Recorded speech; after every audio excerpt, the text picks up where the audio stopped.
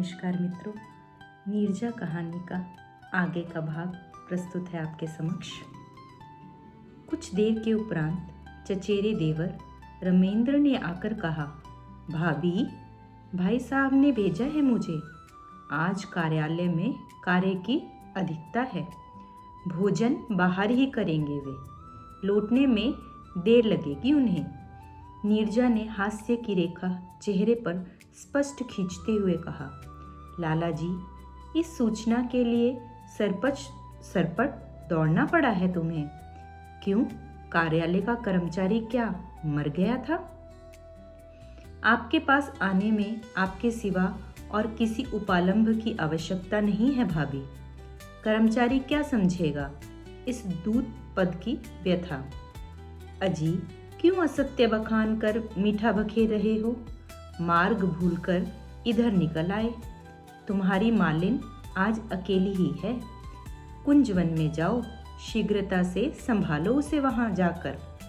कुंजवन की लक्ष्मी को भेंट तो चढ़ाओ जाऊं पहले, इसके उपरांत जाऊंगा मालिन की खोज में। यह कहकर उसने जेब में से एक कहानियों की पुस्तक निकालकर नीरजा के कमजोर हाथों में दे दी। नीरजा ने प्रसन्न होकर कहा, आंसुओं की जंजीर, इसी की आवश्यकता थी मुझे। अच्छा, अब लक्ष्मी का आशीर्वाद भी लेते जाओ। बगीचे की मालिन सदैव तुम्हारे वक्षस्थल में बंधी रहे, हंसी खुशी की जंजीर में, वही जिससे तुम स्वप्न में देखा करते हो। तुम्हारी कल्पना की प्रतिमा, तुम्हारी स्वप्न साथिन सुहाग तो देखो। रमेंद्र अचानक बोल उठा, अच्छा भाभी, एक बात पूछें, ठीक उत्तर मिलेगा क्या? क्या बात है? सरला से आज तुम्हारी लड़ाई हो गई है? क्यों, कैसे जाना तुमने? ऐसे ही। सत्य बताओ ना। नीरजा के स्वर में अनुरोध था। आज झील के तट पर अकेली ही बैठी है वह। नारी हृदय तो पुरुषों जैसा काम छोड़कर उड़नछू नहीं होता।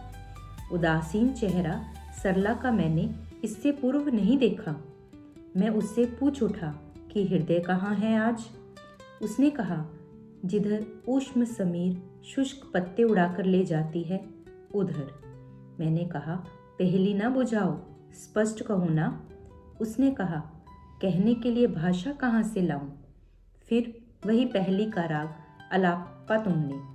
तभी मुझे एक गीत याद आ गया, हाय न जाने किस निष्ठुर ने अबला दुखिया को व्यथित किया। तुम्हारे भाई साहब के सिवाय और कौन हो सकता है? कदापि नहीं।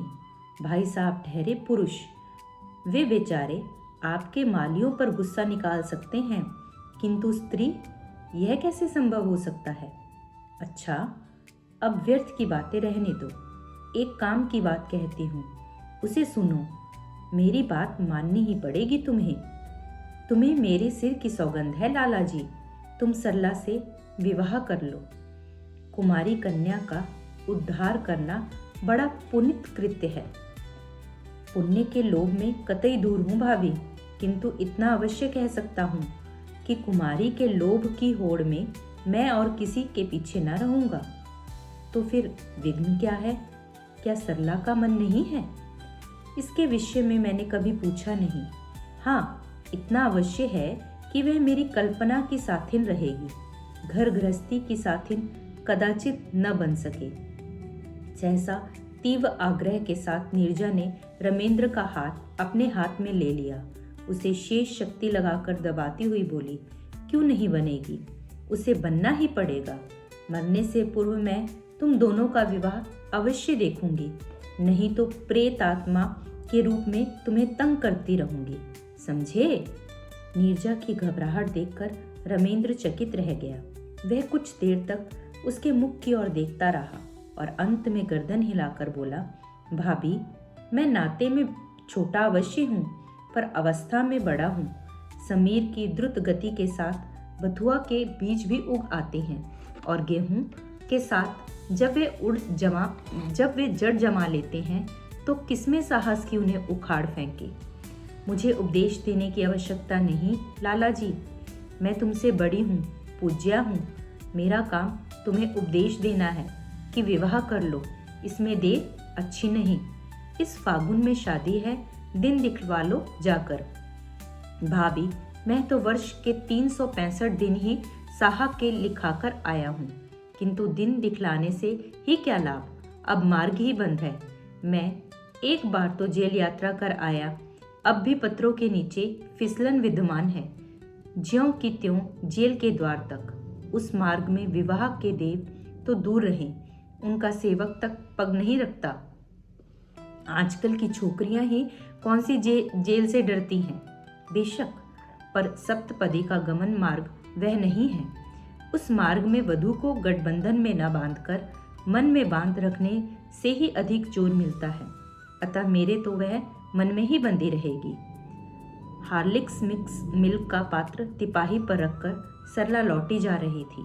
नीरजा ने कहा, ठहरो सरला, सुनो, यह चित्र किसका है, पहचानती हो?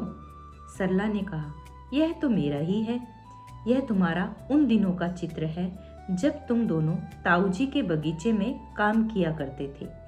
तब तुम्हारी अवस्था होगी 14-15 वर्ष की।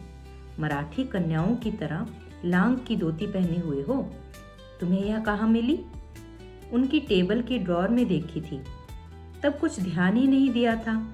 आज उसमें से निकलवाकर मंगवा ली है। लाला जी, तब से अब सरला का सौंदर्य द्विगुणित हो उठा है। तुम्हारा क्या मत है? रमेंद्र ने कहा, तब क्या सरला थी? कम से कम मैं तो उसे नहीं जानता। मेरे लिए तो अब की सरला ही सत्य की प्रतीक है। फिर तुलना किसके साथ की जाए? नीरजा ने कहा, अब का चेहरा इसका हृदय के किसी विशेष रहस्य से भर उठा है। मानो जो मेघ श्वेत थे, उनमें से आज सावन की बरखा बरसना चाहती है। इसी को तो तुम लोग रोमांच कहते हो। क्यों, ठीक कहा ना लाला जी? सरला ने फिर जाने के लिए पग उठाया, पर नीरजा ने उसे रोक लिया। बोली, बैठो सरला। लाला जी, सरला को एक बार पुरुषों की दृष्टि से देख लूं मैं भी। अच्छा, तुम ही बताओ लाला जी, सबसे पहले इस पर कहाँ दृष्टि पड़ती है? रमेंद्र ने उत्तर दिया, मेरी तो दृष्टि सभी स्थानों पर एक सी पड़ रही है। नहीं, तुम्हारा भाषण असत्य है।